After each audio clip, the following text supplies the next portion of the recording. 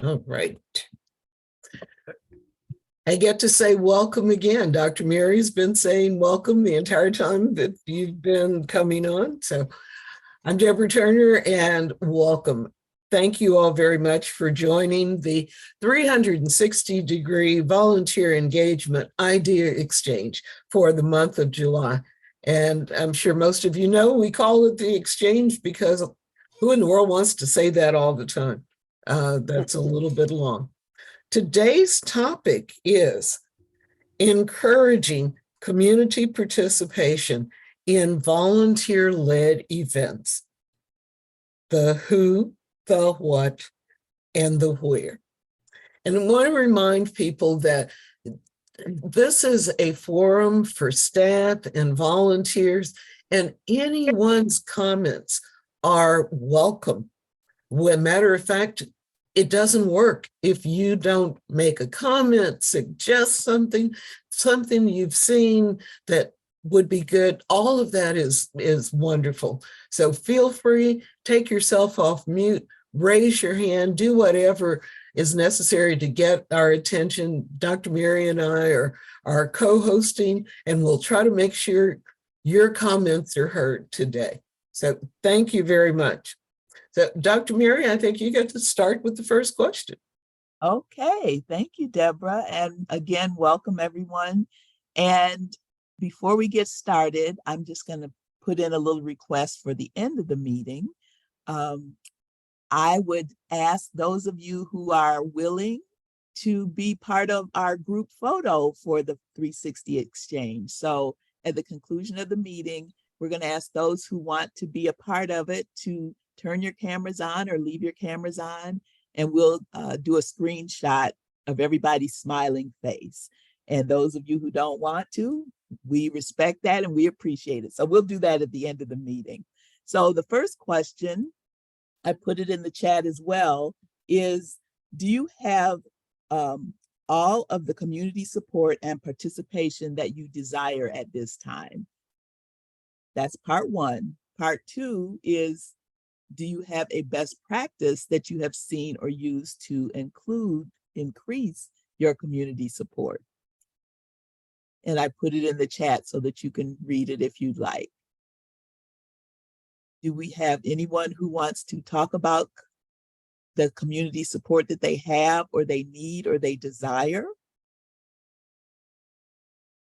Yes, Linda. Hello, everybody. Vermont's fine, by the way. As far as the flooding goes, just thought I'd give you an update. It's crazy. There are lots of towns that have suffered, and most of them are in central and south Vermont. But it's pretty crazy. But we're fine here in Burlington. We're high enough that we're not being affected by all of the flooding. But it's as bad as Hurricane Irene was, which was in 2011. So yeah, it's pretty scary out there right now. As far as community, one of the things we've done, which has been really cool, is engaged the city with doing our middle housing kinds of efforts. So the ADUs and things like that, and just gone to different parts of the state and engaged those community leaders to take a walking tour around and point out what some of the middle housing is in those communities and the reasons it's considered that, and what the restrictions are that may be there, or the things that towns can do to try to improve the zoning regulations that are in the area. Those are some great suggestions, and thank you again for letting us know that you're doing okay in Vermont. We're all pulling for everyone there, because that looked catastrophic, actually.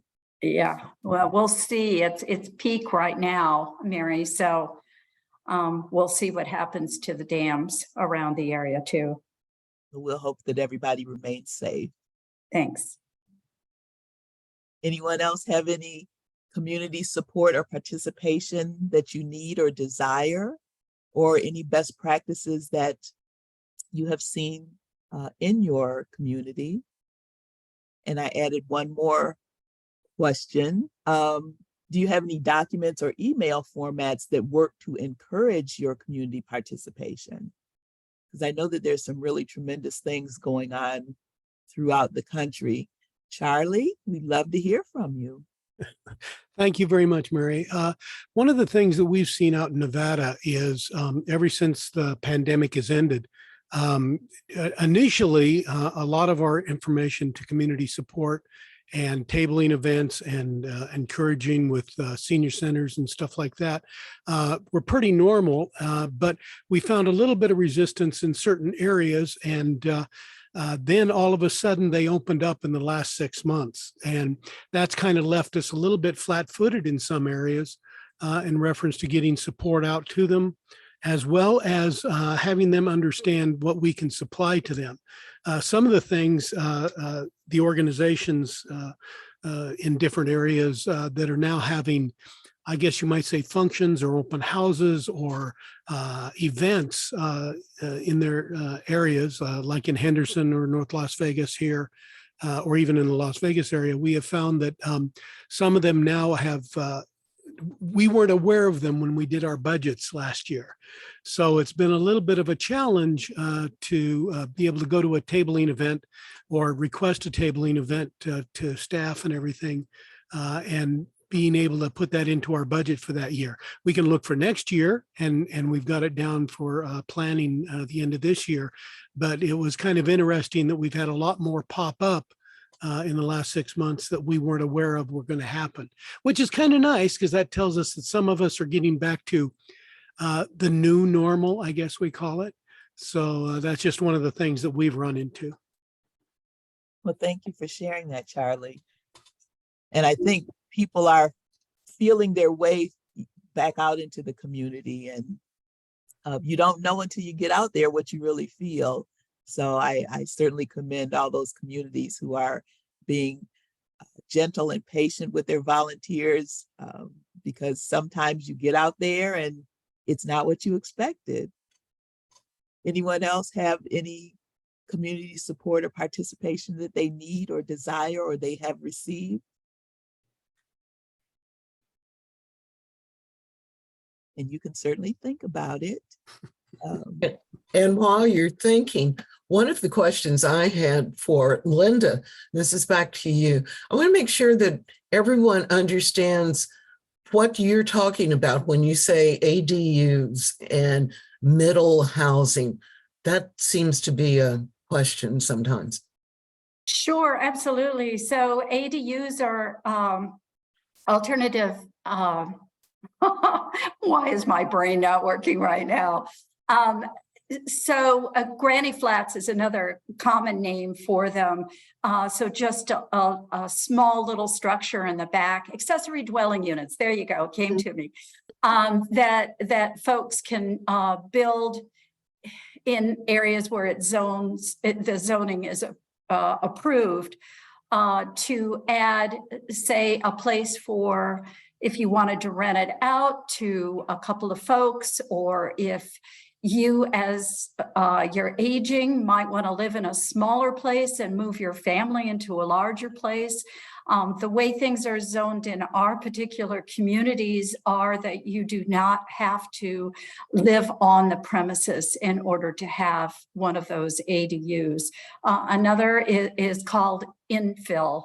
And that's another term that's used. So you may have, and I'm seeing this in some of our communities where instead of building a single house on an area, there may be a duplex that's being built, or apartments or things along those lines. So it's making housing a little bit more affordable, hopefully, and also improving property values in those areas by adding those kinds of additions to it.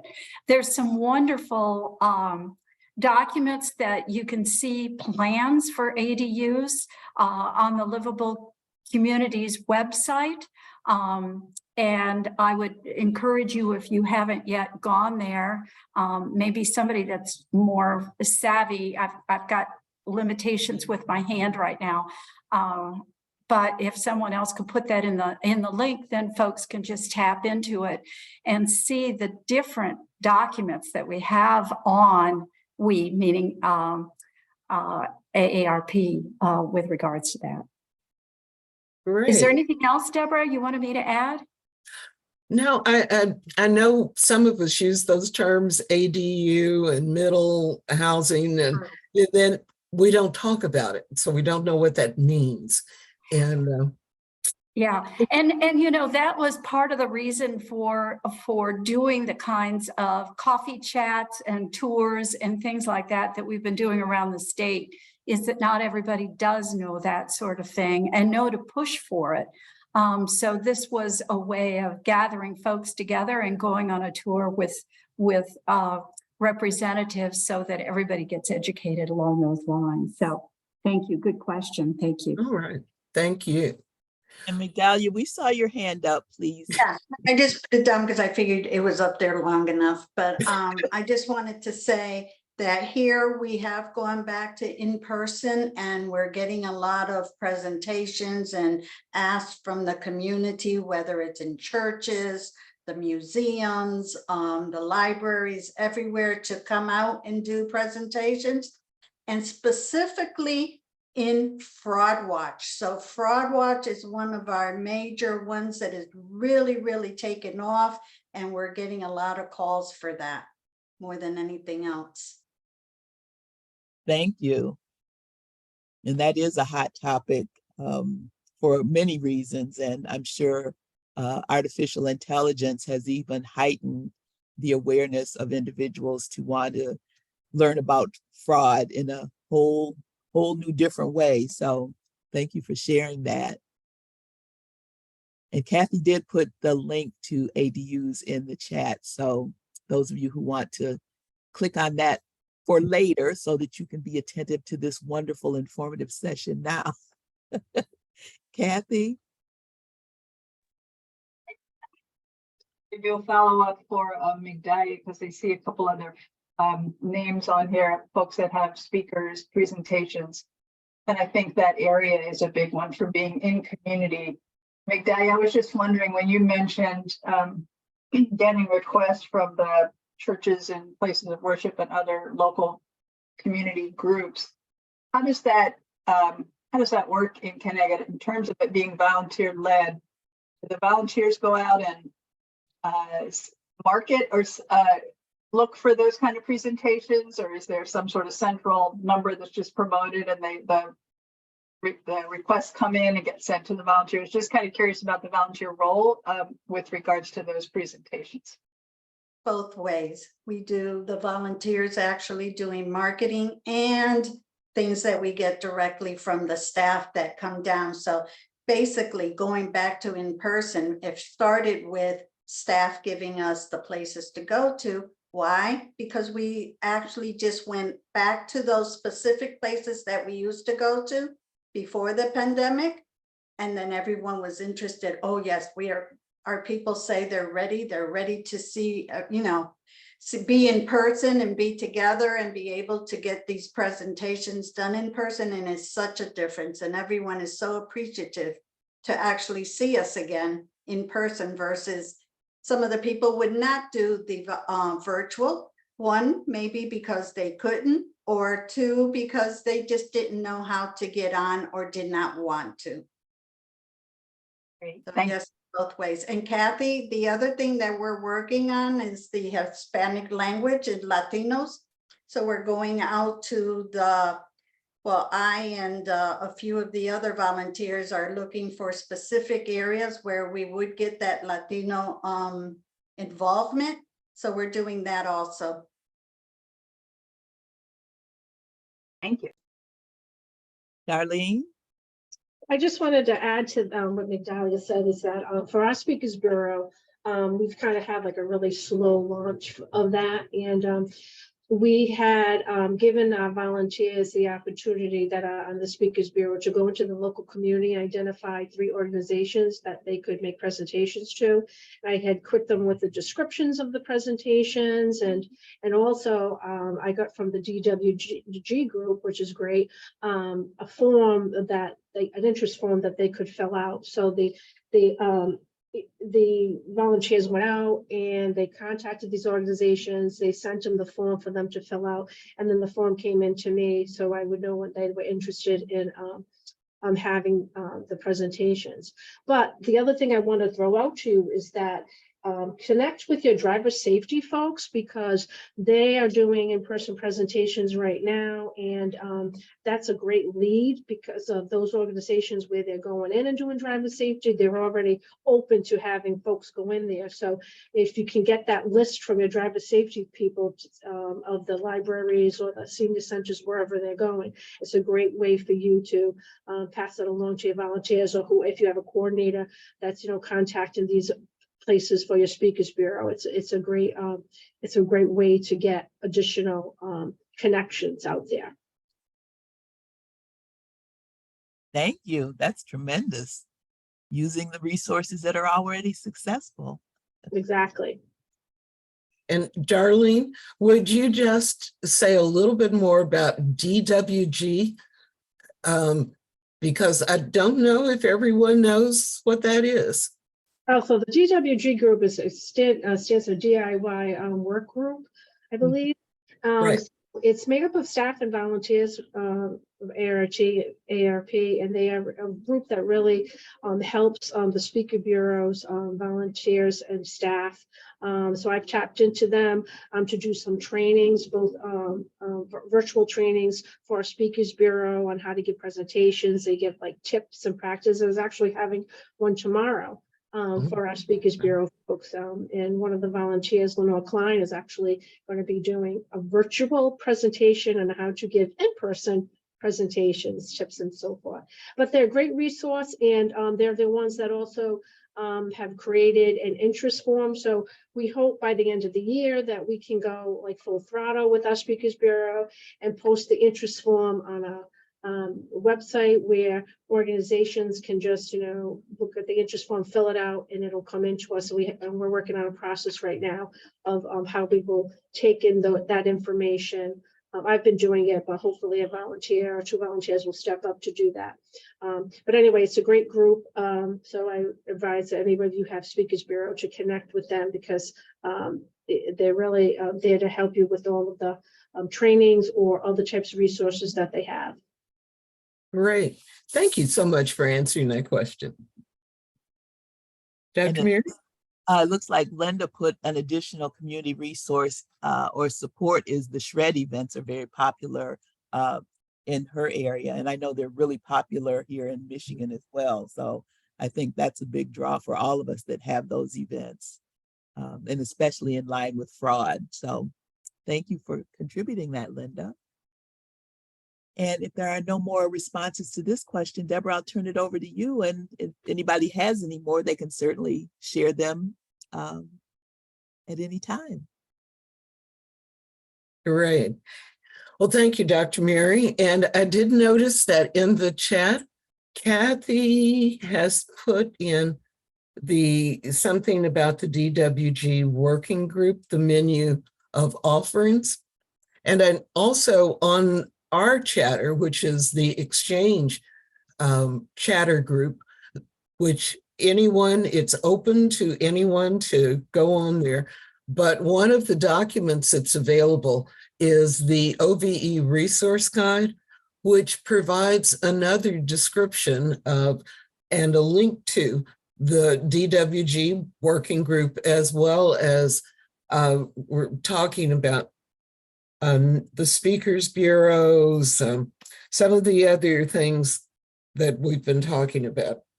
So that's also a place where you can find connection ability. So thank you very much for that.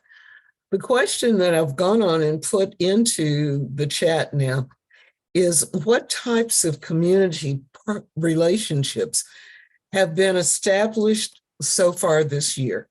what relationships have been the most supportive and or effective in helping achieve community accomplishments? That's what we're trying to get at now. And I know one of the questions or comments that Mr. Shepherd made a while ago, you were talking about budget. And I don't know if, are there other concerns about that as we're doing more than we planned, which in some ways is always a good thing. Does anyone have a suggestion for how we handle that? I know Migdalia, you were talking about having lots of people doing, being responsive to the community request. So was that budget developed in advance, or have you had to make adjustments this year? I'm not part of the budget Okay.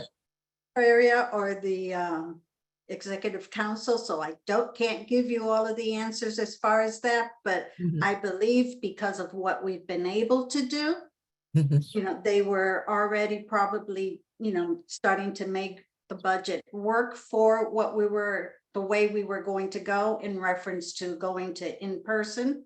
Because even not some of our volunteer meetings have gone in person. So that tells me as a volunteer that it's been put into the budget in one way or another, or they've been able to finagle, how they're using the budget. Right. Okay, I'm just wondering, someone raises a question, we try to find an answer for them. So in terms of community relationships, and I use the word relationships rather than partnerships, because sometimes people have a different feel about those at AARP, but does anyone have some suggestions? Who do you go to, outside of AARP for linkages? Charlie, did you have a comment? Yeah, I was just going to comment a little bit about one of the things that I've looked for staff to do is if we have a function that we want to go to that isn't budgeted right away, we can also turn to what I call the home office, good old 601 in Washington, and ask them what new projects are coming up, or not projects, I guess it would be what are we going to be doing for the second half of this year? One of those things that came up is Social Security, and they've started a huge program on pushing that out. And if you need financial assistance for a tabling event or some function somewhere that does cost money to get into an event, to place ourselves in front of an audience, that might be one of the things that we're doing. I've got a couple in a couple of our cities that we want to put a tabling event up, but I think we're going to do it for Social Security, and we're going to get the big wheel and all that good stuff that's coming out with that should help us get into those areas, because it's something we weren't aware of was going to happen, but this way we can get in there. And of course, next year we'll remember it. And if it's an annual event, we've got it all set up. And in reference to using in sponsorships in local areas, one of the big things that has been very good to us this year has been the veterans associations. We had a big push to do that this year, and we have been very fortunate that the organizations in Nevada we've teamed up with and been able to do an awful lot of events with the veterans and the veterans associations, and that's helped us an awful lot. Okay. Well, I have another part to my question, and that is, how much do you depend on it? Anyone can answer, on volunteers to develop the community relationships? How much? And Charlie, if you want to start with that, that's fine. Yeah, it's funny because I think it's all volunteers. I'm a volunteer, so heck. The Western states, we're not as populated as people out east and in those areas. So our staffs are very small. Nevada's got a staff of 5 people. and one intern. So it's 6, which is good because she's doing a lot of work.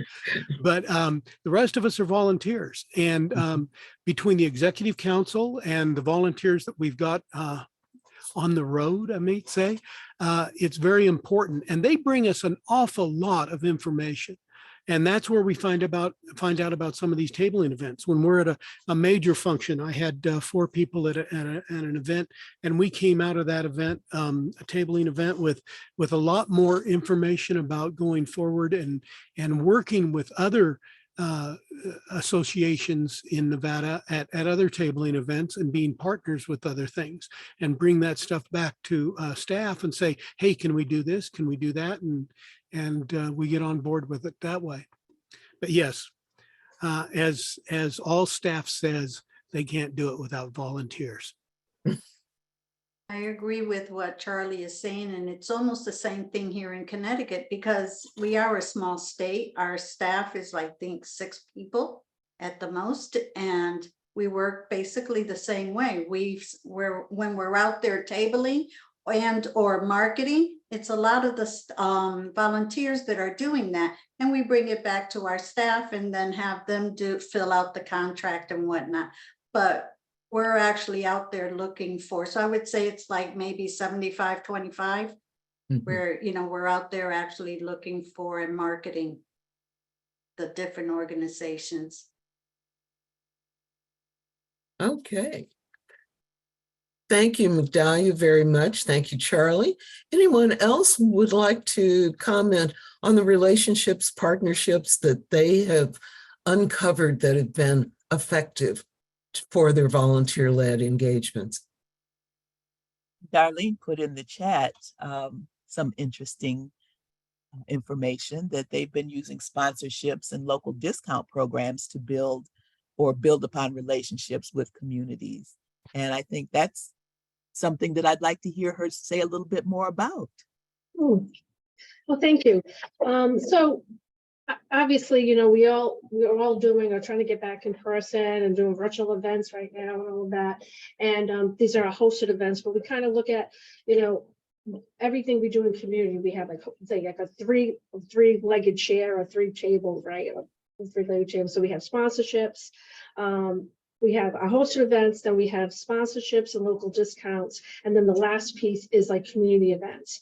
So with those 3 kind of buckets, we developed us community presence team again, volunteer team, because of course with the pandemic it disbanded. So now we have just recruited 14 volunteers to serve on this team, and we're giving them assignments as to help us to identify opportunities within their community, such as community events, like find out what's happening in the community identify the organizations that serve the older adult population, but also we're concentrating on veterans, military families, and LGBTQ plus community. So we're asking them, you know, take a list, write a list down, you know, do some research and find out what are the organizations that serve those populations, and then find out who the best contact person is, reach out to them and, you know, say that we're interested in seeing if any types of events that they're holding that we may be able to have a table at, or,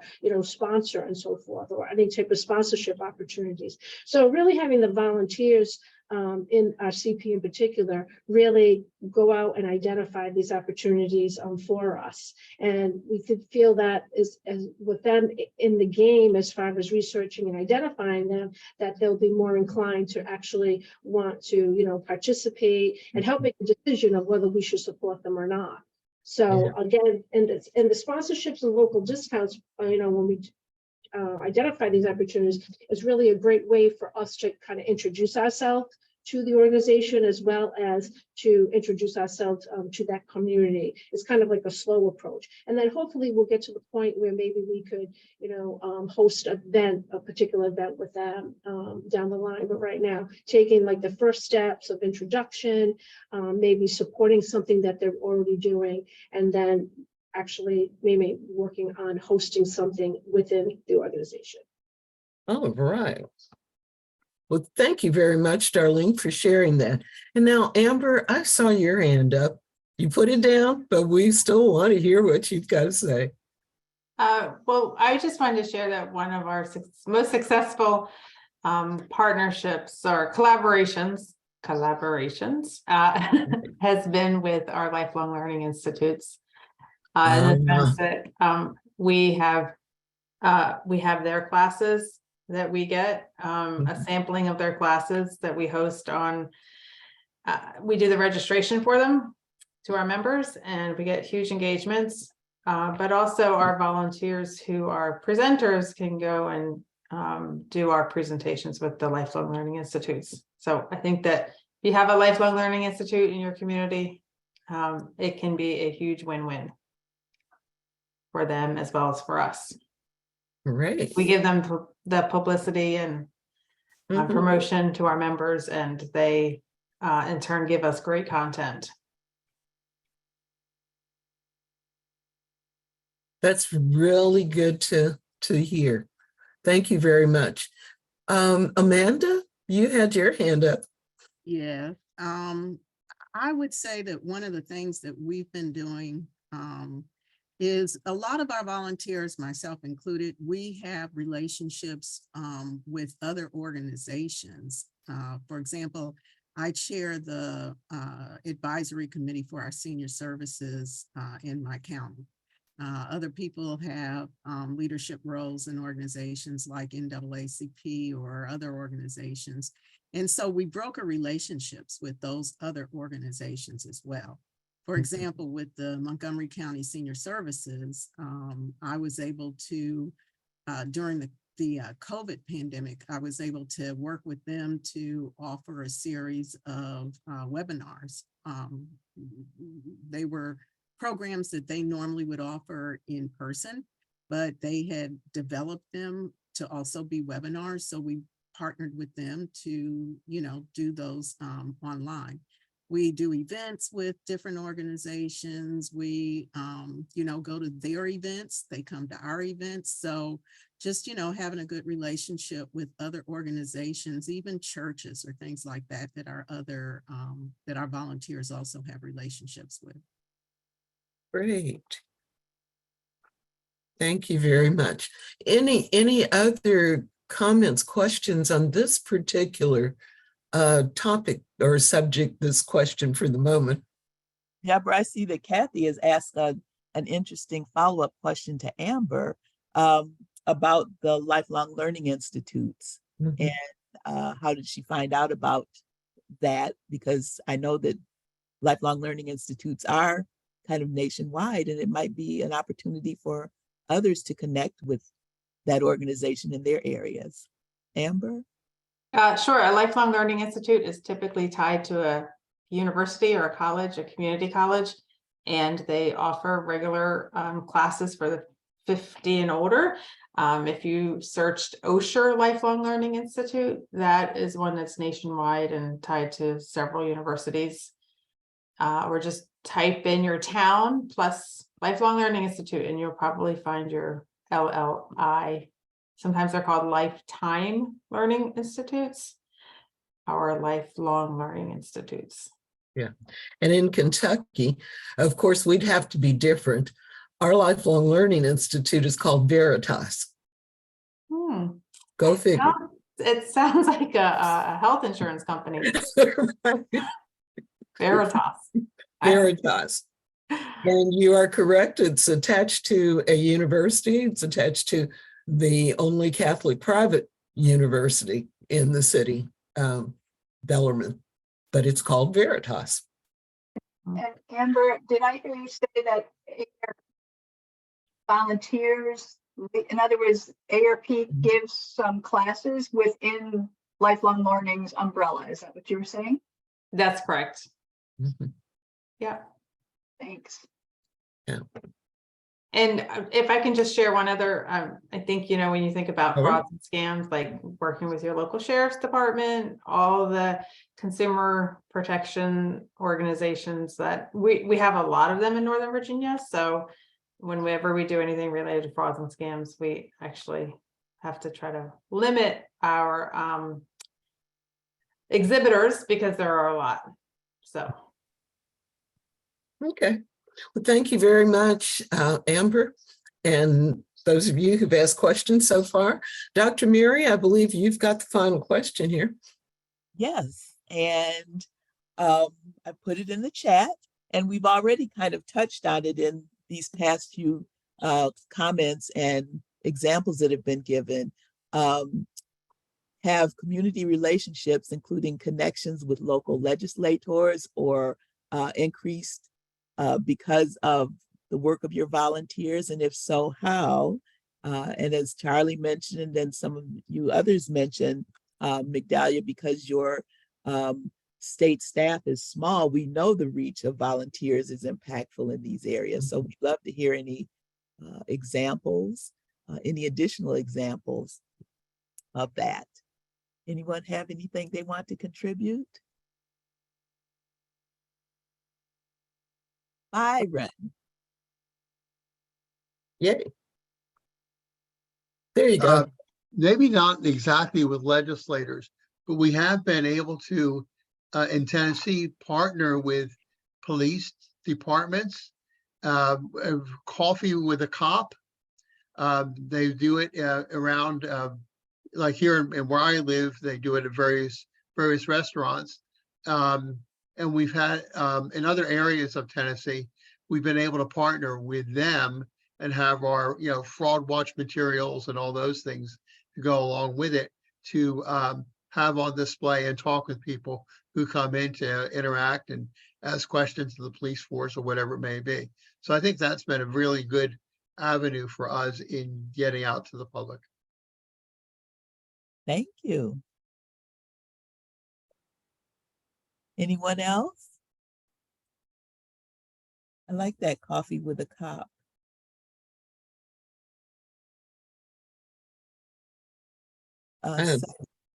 Shouldn't it be donut with a cop?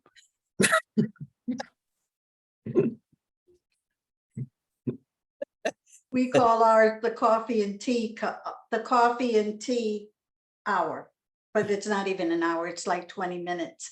But the coffee and tea hour, and it's with a legislator, depending on the topic that we're discussing, whether it's fraud, well, it all depends on the topic, which legislator will come on and talk about it. So their constituents will know what's going on in their areas and how we as ARP can also help, and what they are doing within their areas, where their constituents are. Okay, Migdalia, it might be helpful for you to explain maybe a little bit more about those sessions, say with the legislatures. Do you all set those up? Does the legislator, who chooses the topics? How do you do that? Advocacy team from ARP Connecticut chooses the topics, and then based on the topics, we speak to the legislator who are working in that particular area. Like not too long ago, we just did the one on utilities, because what's going on with the utilities, being so expensive, knowing how to choose a third party and all of those things. So we had the people from Pura, actually wasn't a legislator, but we had a coffee and tea with the people from Pura and a legislator come on and speak with one of the volunteers, and usually a staff person who works with the advocacy team, and have a discussion, whether Facebook Live or however we decide to do it. And where are those held, as an example? They're usually virtual. So like I said, it would be Facebook Live, and everyone is where they're going to be in reference to, if we are maybe in our ARP offices or home, and the legislators might be in their offices. It depends on, what's happening and where the time and where it can be held and how it's held. Let me put it that way. Yeah, no, thank you. I think that's very helpful, because sometimes people need to know whether we've got to be looking for space all the time. What is, how do we get some of these things done? Right, most of them are usually virtual. Okay, great. Thank you very much. Dr. Mary? Yes, I'm Margaret, sorry. I see your hand raised, and if you want to unmute, we'll be glad to hear you. Hi, I'm Margaret from Philadelphia. And as far as reaching out to our city council members, we also had through Zoom coffee hour with a city council member. And the purpose of the meeting was to make sure they understood the importance of livable communities. So we talked to them about AARP's mission as far as livable communities, the importance of affordable housing, accessible transportation, and green space. So we did that with many of the city council members. Half of them dropped out to run for mayor in Philadelphia. We had over 11 candidates. So now we know our work is cut out for us again, because we're going to almost have a brand new city council group again. And we want to make sure that they understand the importance of AARP's livable communities. So that's something we're going to start back up again in the fall. Great, that's a great example. Thank Mhm. you. And I see Darlene put in the chat that they're planning a few walk audits this summer that their advocacy volunteers will run, and they'll invite the city and town council members to participate. That's a great idea. Darlene, is there anything else you want to say about that? Well, I just wanted to just kind of confirm that we know how the process is, and you know what Margaret was talking about, it ties into our livable communities focus. So what we're doing is we're going to arm our volunteers with those who want to do a walk audit in their local community. We're going to outline the steps for them to take, and one of them will be to reach out to their mayor or their town president or town manager or whatever, and just sit with them and say, hey, we're going to do this walk audit, do you have any recommendations of particular city town streets that you would like us to do the walk on for them, because we know that they're in the process right now in Rhode Island. We have that every city and town has to they're mandated to create a comprehensive plan, and they have to look at it every couple of years and revise it. So we're in the process of doing that now. So with that knowledge, we're going to have the volunteers make appointments with them and say, hey, we want to do this walk audit, and we could have them involved in the process, us not to pick the streets, but have perhaps them pick the streets. But the volunteers will also know like the areas of concern. So I'm sure that they'll, go back and forth with, oh, we'd like to have it on this street and so forth. And, get them in the process of it. And then, again, like invite the city and town council members to participate in it and everything. But it's all a way of our approach to understand what livable community is about, but we're really starting from kind of like Green and Complete's type of Green and Complete's streets angle by doing the walk audit and having them and focusing on that versus a broad approach, which we think might be too much for them to undertake at this time. So that's why we're going to have the volunteers meet with them, talk about Green and Complete streets. We're going to do this walk audit that'll help you understand, what's in your community, and then they'll, give them the checklist and the report. And hopefully, they'll take some action to make some improvements. Thank you very much.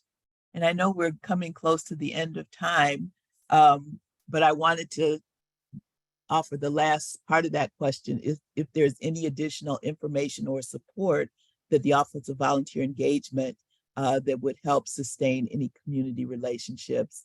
Does anybody have any comments about that question? And that we will be taking a group shot of those who want to turn on their cameras and be part of this group picture, which will only be shared internally.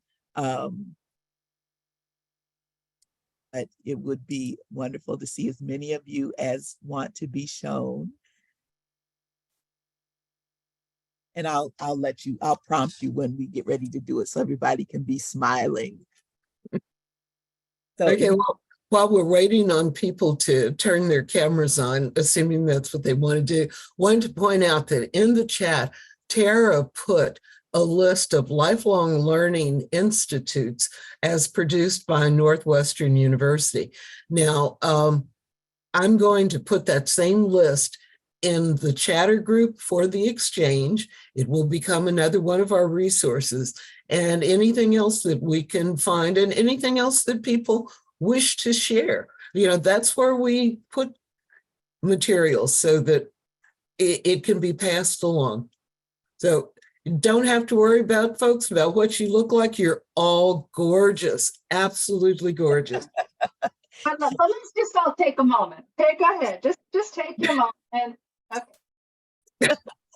And I'm actually going to do a screenshot. So, I'll ask you to, kind of bear with me because it's usually the clearest to do a screenshot instead of taking a picture of the screen. Of So, the screen.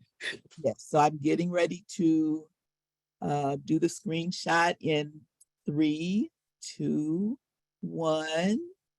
Okay, that's the first one. Let me capture it. And I want to do another one. Okay. Let me save it.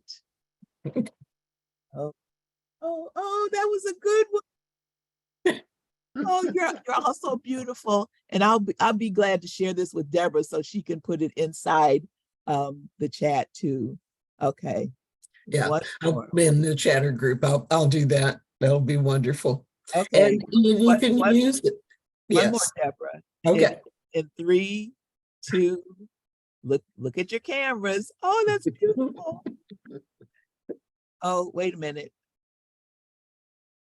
I'm hitting the wrong keys. 1. Okay, I got it. Are we done now, Dr. Berry? Yes, we're done. All right. Thank you very much. Okay. Thank you all for coming today. Really appreciate it. There will be a meeting in August. And right now the title is Involving Volunteers in Planning for 2024. And one of the things that we will be talking about then as well is making sure that whatever subjects we are going to talk about for the rest of the year, these are things that you want to talk about. So we're going to give you that opportunity that we always try to do at the middle of the year, which is to give us impact and influence on what those subjects are going to be. So if we'll give you what we're thinking it's going to be, you can tell us next month whether that makes sense and whether we should approach it in that way. So thank you all very much for coming. Really appreciate it. Anything to share, send it to us. gturner@aarp.org. We'll put it out on the chatter group and let people know. Appreciate the conversation. Thank you. Bye, everybody. Bye-bye. Have a great week. Yes. Bye. Thank you, Dr. Marion and Deborah. Great job as always. Thank you. Bye. Great job. Great information. The recording has stopped. Good. Guess I know who did that. Wasn't me. No, that was my voice. That was a prompt for you to stop it. Oh, okay.